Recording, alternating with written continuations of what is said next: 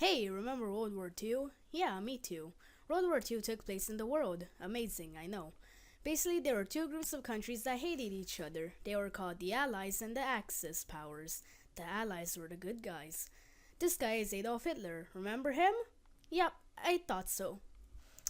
But we won't be talking about Adolf Hitler. We will be talking about this dude right here.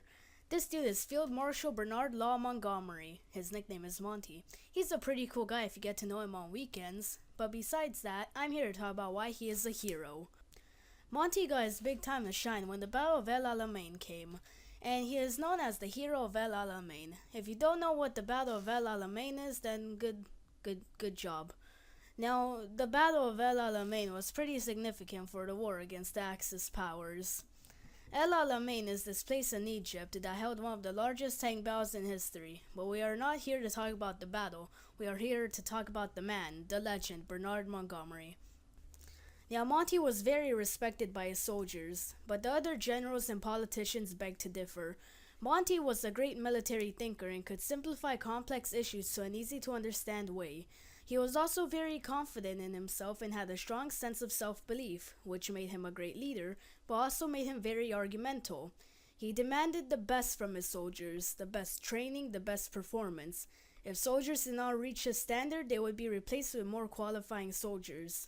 This is not necessarily a bad thing because it weeded out those who were not capable and replaced them with a more effective force. Monty was very loyal to the British Army. He served in both World War I and World War II, almost losing his life in World War I after leading a large bayonet charge. By the end of World War I, he got a promotion to Lieutenant Colonel, which was a great accomplishment for a man of his age. His loyalty to the military is the first step in saying how he is a hero, because even after World War I, he continued to stay in the military and followed through to the end of World War II. After completely risking his life countless times in World War I, he went back 21 years later to World War II and did it again. The second step to seeing how he is a hero is how inspirational he was to his soldiers. Unlike many other generals and commanders at the time, Montgomery was very interactive with his soldiers, taking time to personally train them, inspire them, and boost morale. This caused a lot of other generals at the time to get jealous of Monty and start rivalries.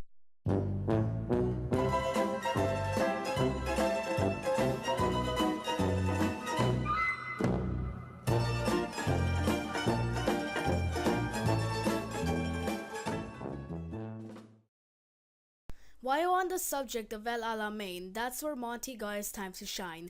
The Battle of El Alamein was one of the largest tank battles in history, taking place in Egypt during 1942. One side you have the Axis powers and on the other side you had the British. Monty led his troops to victory at the Battle of El Alamein and was able to push the Axis powers out of Egypt and Libya.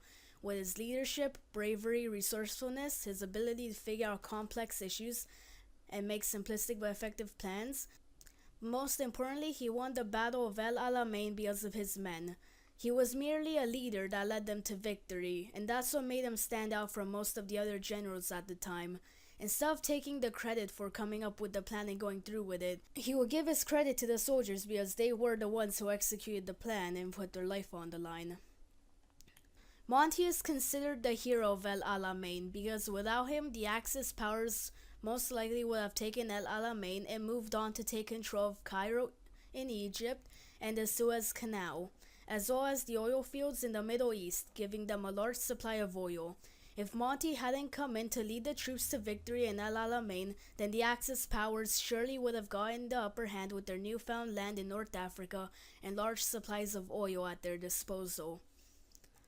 Monty is not necessarily a hero in the normal sense, like saving people directly or advocating for human rights or anything. He was a hero through his actions and the results of his actions. Who knows, if Monty failed at El Alamein, who knows how the course of the war would be affected? How many more people would have to suffer? Through his actions and bravery, his leadership and inspiration, his wits and skills, he played a role in defeating the Axis powers, not only at El Alamein, but also at plenty of battles on the Western Front in World War I. He also led the Canadian and British troops during D-Day and the invasion of Normandy, and later led through with the invasion of Germany. In conclusion, Monty was not a hero in the way you perceive other heroes like Martin Luther King or Gandhi, because he didn't become a hero directly by his own actions, but instead by influencing the actions of his soldiers and inspiring them.